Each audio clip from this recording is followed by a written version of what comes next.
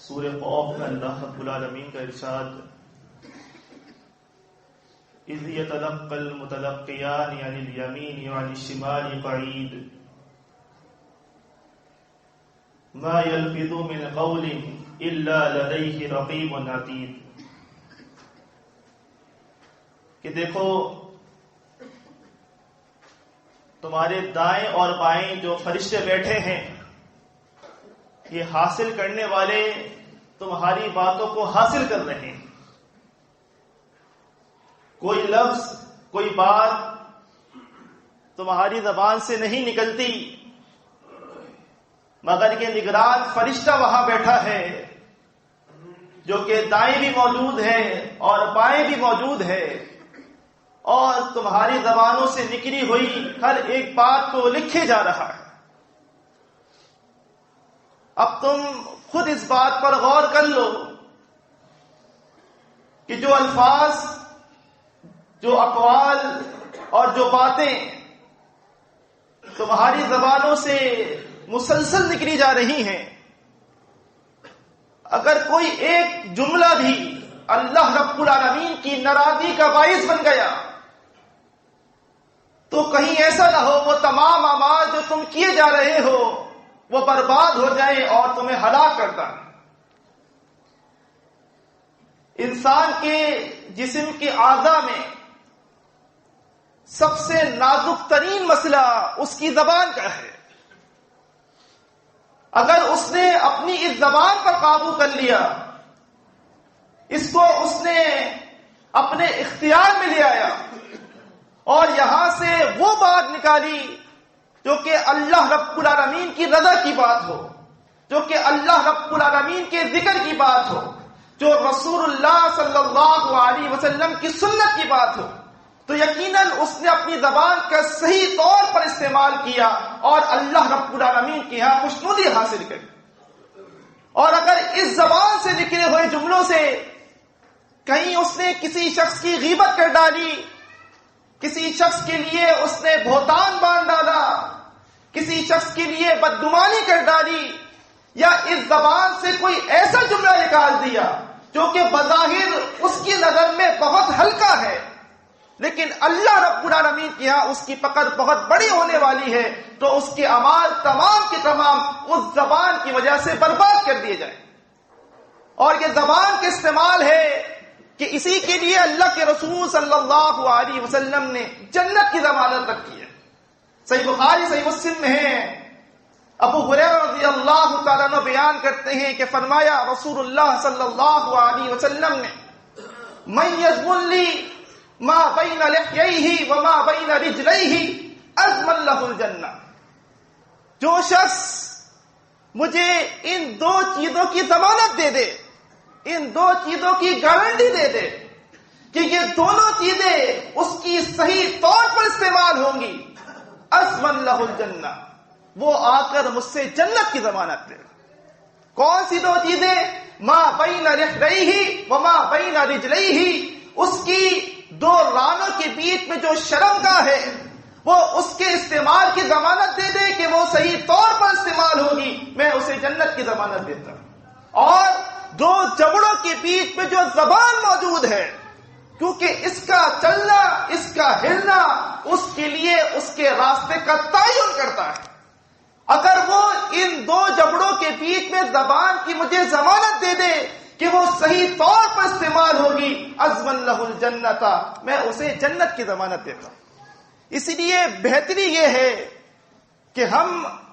زیادہ اوقات خاموش رہا کریں، ان معاملات میں نہ بولا کریں جس کا ہمیں علم نہ ہو، اور اگر علم ہو تو احسن طریقے سے اس معاملے کو ہم بولا کریں تاکہ زبان سے نکلے ہوئے الفاظ اللہ رب العالمین کی یہاں پکڑ کا باعث نہ بن جائیں. صحیح بخاری صحیح مسلم میں ہے، فرماتے رسول اللہ صلی اللہ علیہ وسلم من کان یؤمن باللہ والیوم الآخر، جو شخص اللہ پر اور یوم آخرت پر ایمان رکھتا ہے. ہم میں سے ہر ایک شخص کا ایمان اللہ رب العالمین پر، ہم میں سے ہر ایک شخص کا یقین ہے کہ بروز قیامت ہم نے اس کے سامنے حاضر ہونا ہے اور اپنا محاسبہ کرنا ہے. اور فرمان ہے رسول اللہ صلی اللہ علیہ وسلم کا جو شخص اللہ پر اور یوم آخرت پر ایمان رکھتا ہے فَلْيَقُلْ خَيْرًا أَوْ لِيَصْمُتْ، اسے چاہیے کہ وہ جب بات کرے تو بھلائی کی بات کرے، خیر کی بات کرے، اتفاق کی بات کرے، اجتماعیت کی بات کرے، اللہ کے ذکر کی بات کرے، کسی نیکی کی بات کرے، کسی سنت کی بات کرے، اس کے علاوہ دیگر کوئی اور بات وہ اپنی زبان سے نہ نکالے۔ اور اگر وہ یہ خیر کی باتیں نہیں کہہ سکتا، اس کے اندر یہ استطاعت، یہ علم نہیں ہے کہ وہ کوئی بھلائی کی بات کرے، فَلْيَقُلْ خَيْرًا أَوْ لِيَصْمُتْ، تو وہ خاموش رہے۔ اسے چاہیے کہ وہ زبان سے کوئی الفاظ نہ نکالے، وہاں خاموشی اس کے لیے باعث نجات بن جائے۔ ترمذی میں حسن سند کے ساتھ فرماتے رسول اللہ صلی اللہ علیہ وسلم من سمت فقط نجا، جو شخص خاموش رہ گیا وہ شخص نجات پا گیا۔ جس شخص نے خاموشی اختیار کی، لایانی باتوں سے پرہیز کیا، فضولیات سے اس نے اجتناب کیا، برائی کی باتوں سے بچا رہا، خیر کی باتوں میں سبقت کرتا رہا، اور اکثر اوقات بری باتوں میں اس نے خاموشی اختیار کی، فقط نجا، یہ وہ شخص ہے جس نے نجات پا لی، اللہ رب العالمین کی جنت کو حاصل کر لی۔ وَأَقُولُ قَوْلِي هَذَا لِي وَلَكُمْ أَسْتَغْفِرُ اللَّهَ۔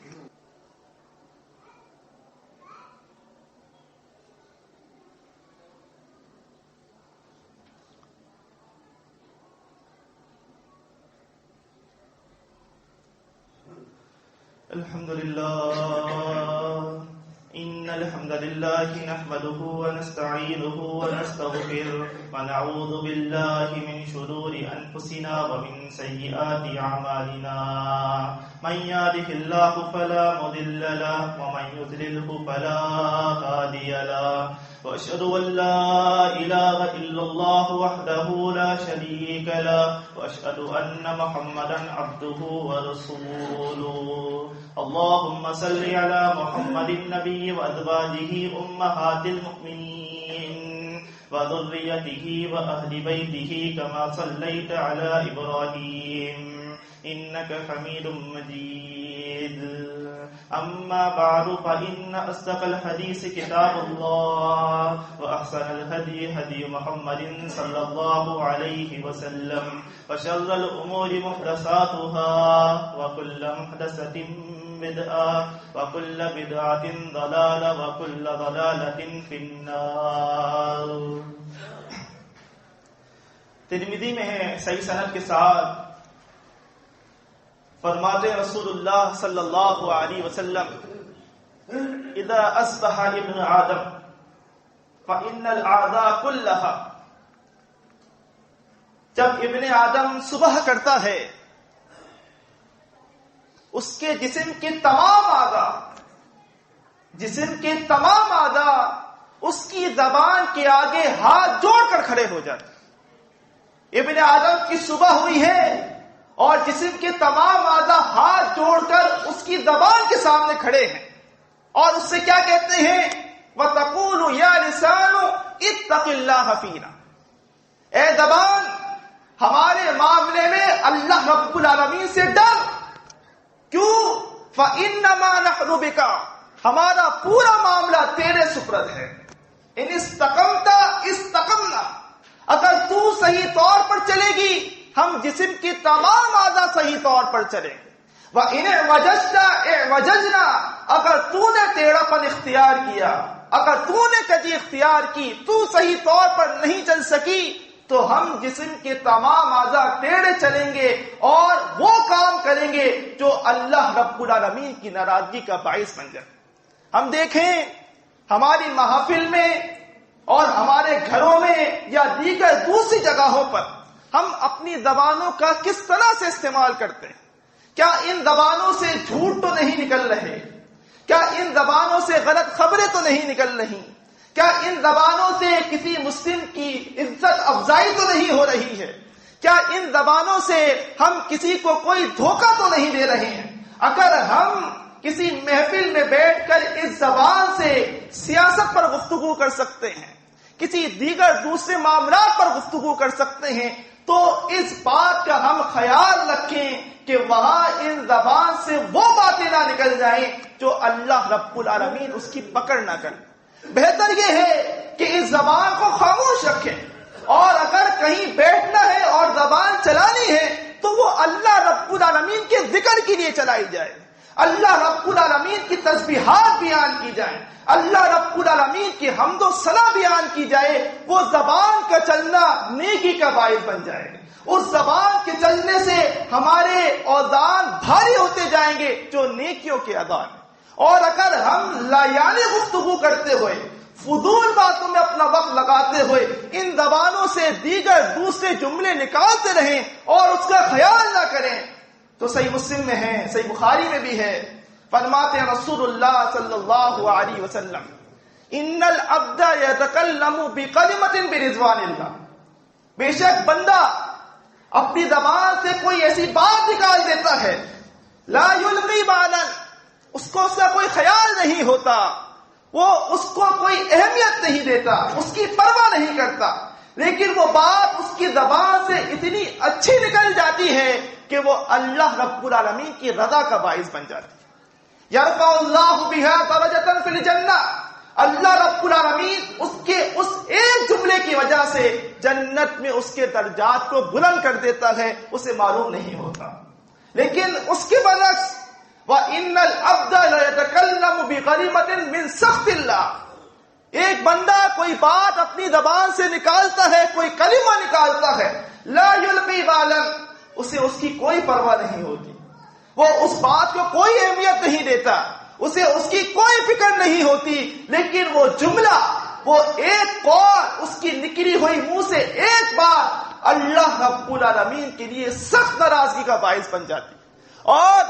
اسے اس جملے کا اندازہ نہیں ہوتا، اور اللہ رب العالمین یحوی بہ فی النار جہنم، اسے اوندے منہ جہنم کی آگ میں ڈال دیتا۔ ہمارے تمام اعمال ایک طرف چلے جاتے ہیں اور زبان سے نکلی ہوئی ایک بات اللہ رب العالمین کی ناراضگی کا باعث بنتی ہے، جس کو ہم کوئی اہمیت نہیں دیتے، اور ہم بروز قیامت کہیں ایسا نہ ہو اوندے منہ اللہ رب العالمین کی آگ میں ڈال دیے جائیں۔ تو اس لیے بہتر ہے کہ ہم زیادہ اوقات خاموش رہا کریں، اور اگر خاموش نہیں رہتے تو محافل میں اللہ رب العالمین کا ذکر کیا کریں تاکہ نیکیوں کے پلے بھاری ہو سکیں، اور وہ گناہ اور خطائیں جو ہم کرتے رہتے ہیں کہیں ایسا نہ ہو کہ ان اوقات میں کوئی ایک گناہ ایسا ہو جائے صرف زبان سے نکلے ہوئے ایک جملے کی وجہ سے کہ ہم اوندے منہ اللہ رب العالمین کی آگ میں جا پڑیں۔ وَقُولُوا قَوْلِي هَٰذَا لِي وَلَكُمْ اسْتَغْفِرُوا اللَّهَ وَاسْتَغْفِرُوهُ۔